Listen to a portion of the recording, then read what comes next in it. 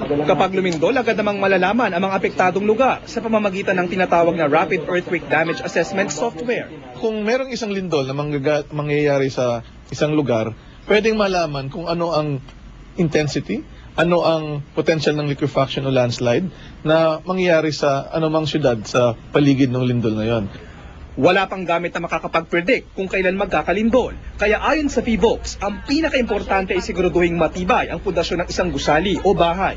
Sa oras na lumindol, maging kalmado at manatili lamang sa loob ng gusali o bahay. Pumailalim sa isang matibay na desk o mesa. Lumayo sa mga salamin at babasaging bintana, cabinets at iba pang mabigat na gamit. Kung sa labas ka naman inabutan ng lindol, lumayo sa mga poste, puno at iba pang konkretong bagay. Huminto kung nagmamaneho at huwag tumawid sa anumang tulay at lumayo sa mga bundok kung saan pwedeng magka-landslide. Sakaling lumindol, maaaring i-report ito sa hotline 426-1468, local 124 at 929-9254. JP Soriano, nakatutok 24 oras. Kaligtasan mo sa Alerto 24. Sinalakay ng mga otoridad ang isang manong Shabu Tiangge sa Binyan, Laguna. 26 ang arestado. Si John Consulta, naka-alerto 24. Expo! Bit-bit ang matataas na kalibre ng baril.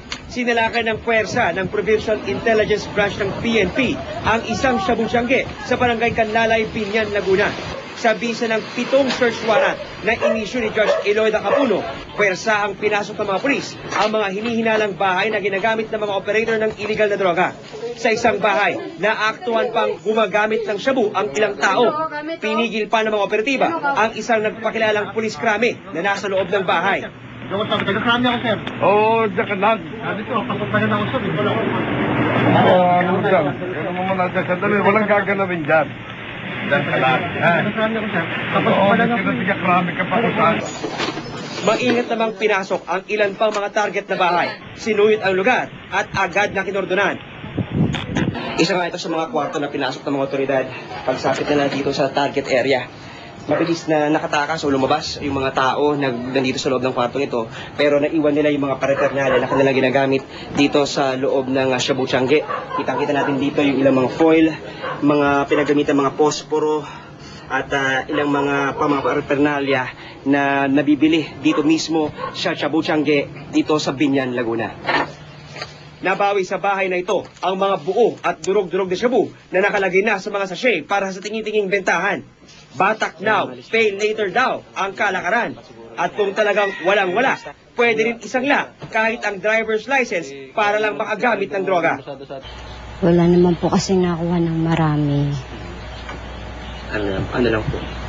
Ayun lang po, pagka lang po yung may nakuha ng 500 sa 1,000. Ayun lang po. So tingi-tingi po. Opo. Hindi bababa sa 300,000 pisong droga ang nasabat sa operasyon. Kasama na ang 3 kalibre 38 baril, electronic weighing scale at iba pang drug paraphernalias. Kumpiskado rin ang may 20 fruit game at video karera machine sa lugar.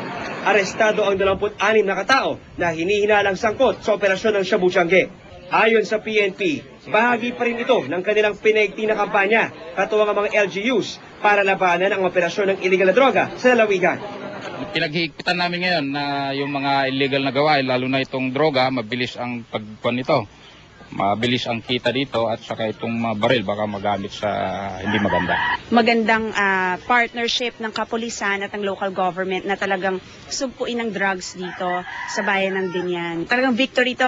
John Consulta, naka-alerto, 24. Meron po tayong balita mula sa lungsod ng Pasig, isang motorsiklo ang naaksidente kahit nakaparada lang. Wasak na wasak ang motorsiklo ng maararo ng isang truck at maisalpok sa pader na kalapit ng bahay. Si James Velasquez, naka-alerto 24, eksklusibo. Halos mapitpit ang nakaparadang motorsiklong ito matapos araruhin ng isang delivery truck at ibangga sa pader ng isang bahay sa East Bank Road, Barangay Santa Lucia, Pasig City. Pasado 1:00 raw ng madaling araw nang magising si Ami Lasso matapos makarinig ng malakas na hampas sa pader ng kanilang bahay. Paglabas niya, agad na tumambad sa kanya ang wasak na motorsiklo ng kanyang kapitbahay na nakaparada raw ilang metro mula sa kanyang bahay. Nakaipit pa ito sa pagitan ng truck at ng kanilang pader. Gumalaw yung bahay namin eh. Sobrang lakas ng pagkabangga ng truck eh. Himala naman nakaligtas ang driver ng truck na si James Saren na nagtamo ng matinding pinsala sa paa sa tindi ng pagkakabangga ng sasakyan. Binabagtas daw niya ang kahabaan ng East Bank Road nang biglang may lumabas sa motorsiklo sa papalapit na intersection. Agad daw niyang ikinabig pakaliwa ang minamanehong truck para maiwasang mabangga ang motorista. Biglang bumalaga, papunta siya dito eh. Then siya galing lumabas, paharap siya sa akin eh. Pagkaano niya sa akin, bigla siya gumanon.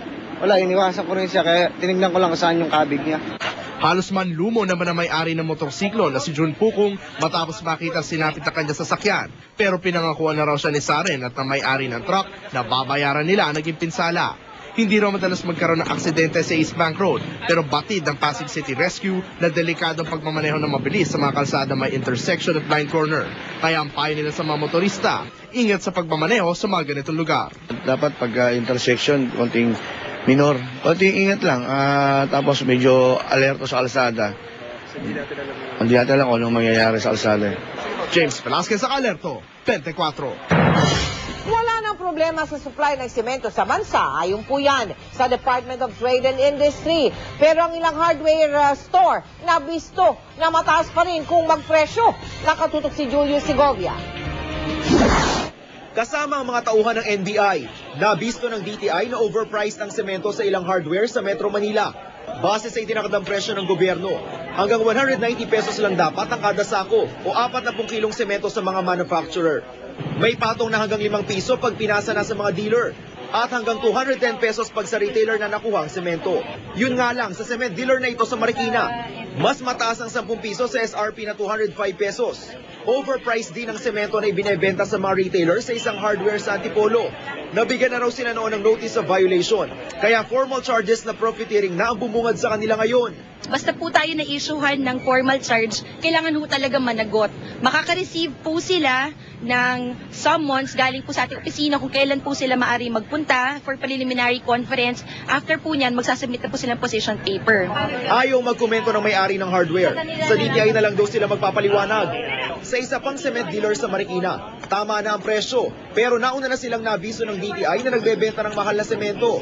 Mga resibong magpapatunay na mahal ang pasa ng mga manufacturer ang ibinungad nila sa mga operatiba. December 15 kasi nag-advise sila, kaya nag-adjust na rin kami kasi nag-adjust na rin silang 10 piso.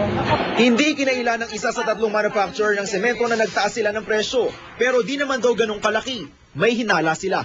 Posible kasi na yung merong pang middleman, it was bought through another party, not directly from Lafarge, then posibleng may patong pa yun. Mula December 15, 4 na pong establishmento na ang pinadala ng notice of violation. Bukod sa administrative charges, pwede rin silang sampahan ng kasong kriminal at multang mula 5,000 hanggang 300,000 pesos. Julius Segovia, nakatutok, 24 oras. Lumangkad ang kapatid ni Ampatuan Vice Mayor Rasul Sangki, yung pong star witness ng prosecution sa multiple murder case kaugnay ng Maguindanao Massacre. Sinabi niyang hindi daw dapat paniwalaan ang testimonya ni Sangki dahil ito daw mismo sangkot din umano sa mga pamamaslang. Nakatutok si Gigi Manicad, exclusive. Nang humarap sa witness stand si Ampatuan Maguindanao Vice Mayor Rasul Sangki, idinatali niya ang mga umano'y nasaksihan niya bago pa maganap at habang nagaganap ang malagim na krimen.